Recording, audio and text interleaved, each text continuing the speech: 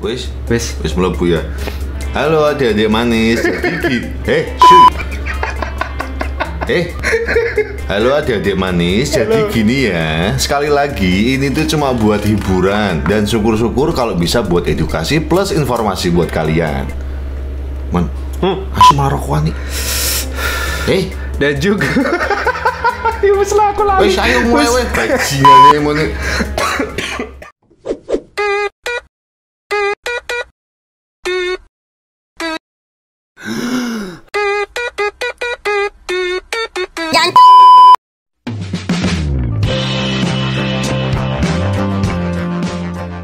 Halo semuanya, gimana kabar kalian hari ini? Masih kuat jalanin hidup? Bagus. Kembali lagi nih di channel tontonan favorit mama muda sebelah rumah kamu, membahas film-film unfaedah dan menegangkan, dan dipastikan kamu tidak perlu lagi ke bioskop atau streaming online yang dipenuhi iklan judi dan pembesar kontol. Oke, adakah di sini yang suka film Twilight atau Harry Potter? Kalau iya, mungkin saja kamu juga bakal suka film yang akan Emon bahas hari ini. Film yang mau Emon bahas kali ini adalah berjudul The Covenant yang rilis tahun 2006. Katanya sih sekitar tahun 2006 film ini masuk ke list 50 film terburuk pada masa itu. Dan sutradaranya sendiri juga sebelumnya beberapa kali masuk nominasi sutradara terburuk. Padahal filmnya dibentangi oleh aktor-aktor yang kedepannya menjadi pemeran terkenal seperti Winter Soldier dan George Carter. Sebenarnya emang sejelek apa sih filmnya? Oke deh, mari kita buktikan sendiri. Film ini menceritakan tentang sekumpulan remaja yang merupakan keturunan dari keluarga penyihir dengan kekuatan super yang ada sejak ratusan tahun lalu. Namun karena para penyihir diburu oleh masyarakat, mereka harus menjaga rahasia mereka. Kini para remaja super ini hidup dengan masyarakat dan menjalani hidup seperti remaja pada umumnya.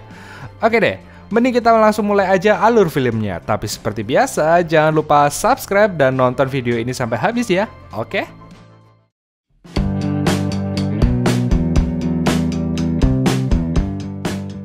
Film dibuka dengan teks yang menceritakan bahwa keluarga penyihir di kota bernama Ipswich membentuk sebuah perjanjian untuk menjaga rahasia keberadaan mereka.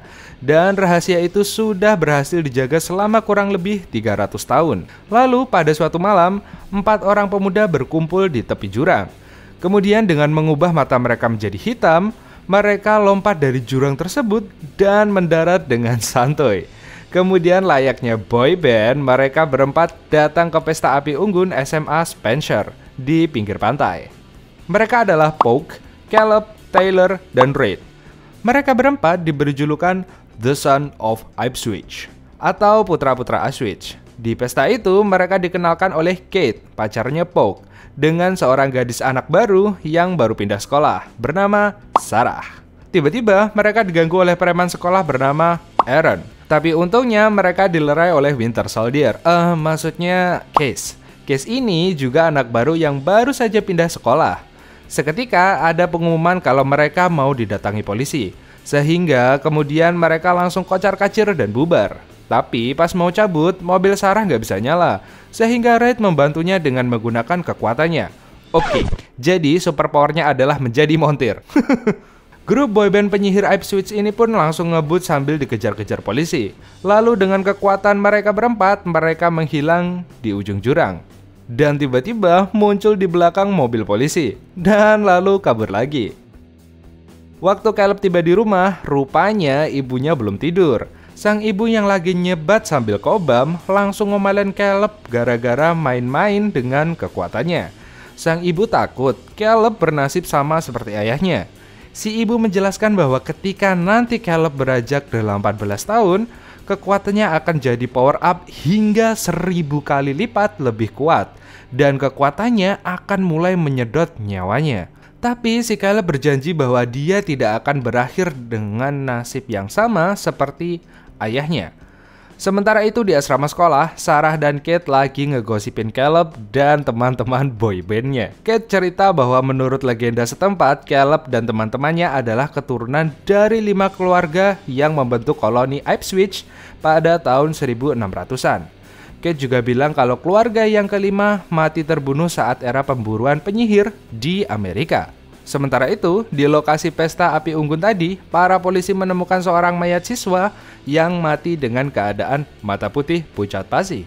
Di waktu yang sama, Sarah yang lagi mandi tiba-tiba diganggu oleh sosok tak kasat mata yang bikin Sarah ketakutan. Kemudian Sarah ketemu sama Reid di lorong asrama dan Reid ngajak Sarah untuk melihat kamar mandi lagi. Tapi di sana nggak ada siapa-siapa. Scene berpindah ke keesokan paginya, waktu Caleb lagi nyetir. Tiba-tiba dia dikagetkan oleh sesosok demit yang mirip bocah yang mati tadi. Karena kaget, mobil Caleb pun tabrakan sama truk. Tapi berkat kekuatan super montirnya, mobil Caleb tidak tergores sedikit pun. Keren juga. Caleb kemudian pergi ke toko obat dan ketemu sama Sarah, Kate, dan Case. Kate dan Case kemudian pergi nonton dan Sarah ikut sama Caleb. Gampang ya kalau ganteng. Caleb pun mengajak Sarah pergi untuk mengantar obat ke rumah keluarganya. Di rumah tua keluarganya tersebut, Caleb diperingatkan oleh perawat keluarganya, yaitu Gorman, untuk lebih berhati-hati. Rupanya Caleb kesana membawakan obat untuk sesosok manusia super yang keriput yang lagi duduk di kursi.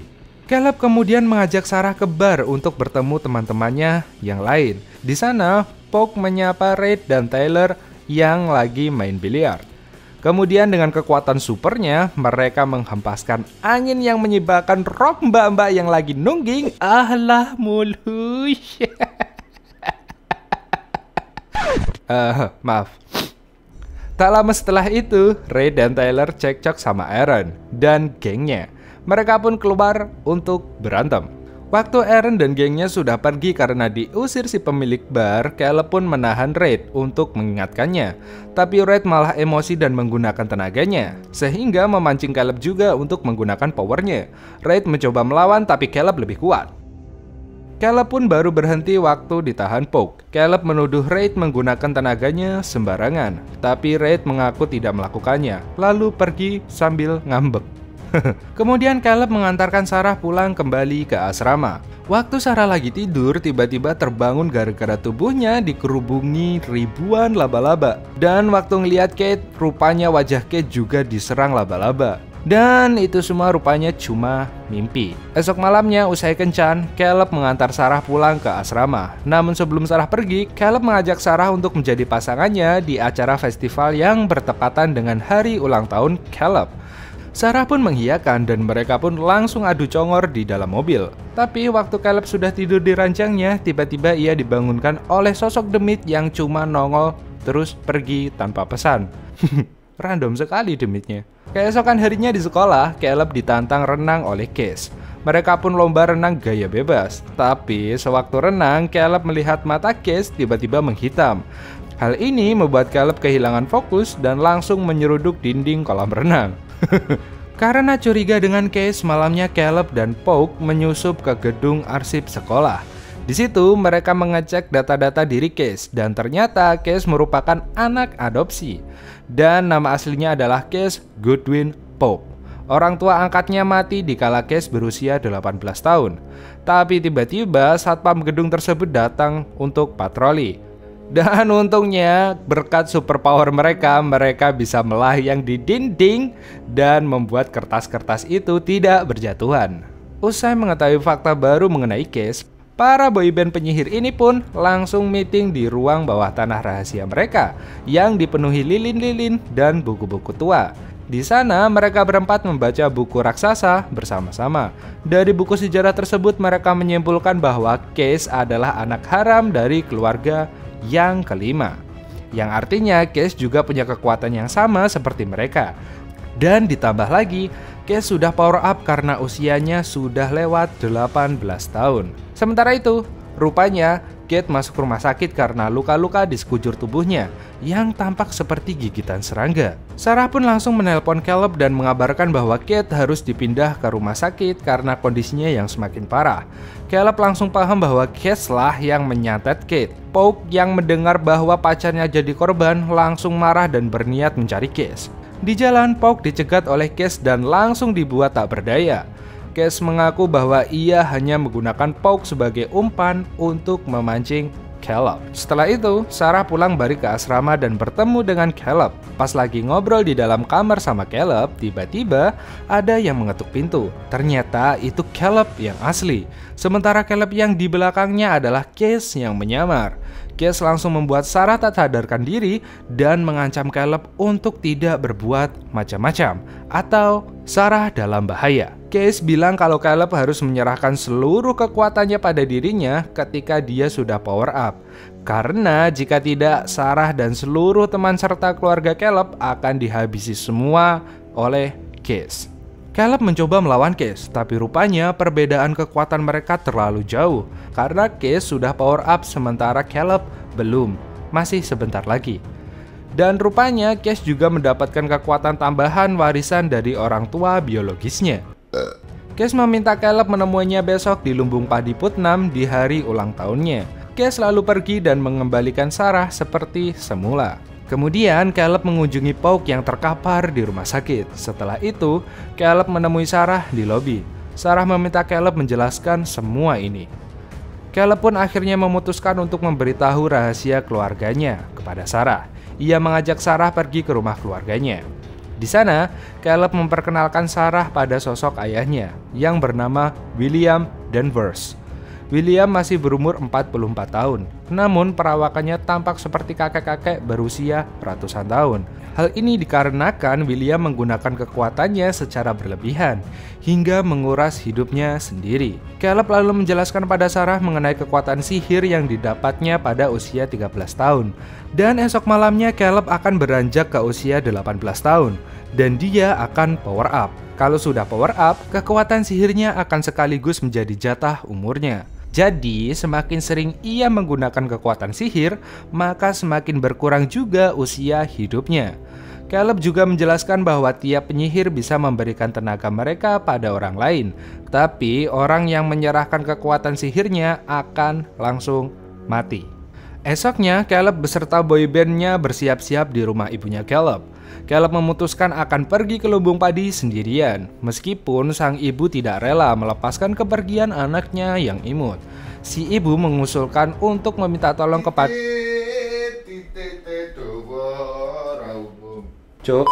Si ibu mengusulkan untuk meminta tolong pada sang ayah, namun Caleb ragu ayahnya mau berkorban untuk dia atau tidak. Caleb pun meminta Reid dan Tyler untuk menjaga Sarah. Caleb pun pergi menuju lumbung padi dan menelpon Reid untuk memastikan keadaan Sarah. Namun Sarah tiba-tiba menghilang tanpa jejak. Caleb langsung bergegas berlari ke lumbung padi dan rupanya Sarah sudah disekap di sana oleh Case. Caleb dan Case pun langsung saling bertarung melempar kamehameha transparan. Caleb terus menghindar sehingga Case yang geram mengeluarkan semacam tentakel dan transparan juga. Hingga akhirnya momen ulang tahun Caleb tiba dan Caleb pun mulai power up.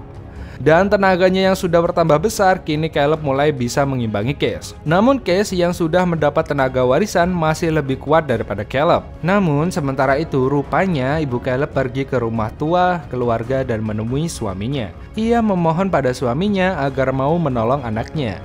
William pun akhirnya mengucapkan mantranya dan mentransfer seluruh tenaganya ke anaknya tercinta. Di medan pertarungan, paketan tenaga dari bapaknya datang ke Caleb dalam bentuk sambaran petir. Dan kini Caleb jauh lebih kuat daripada Case. Dengan serangan ultinya yang kuat, Caleb berhasil menghalakan Case. Karena Case sudah lenyap, Pauk dan Kate langsung siuman dari rumah sakit. Kemudian Caleb pun membawa Sarah pulang. Dan filmnya pun tamat.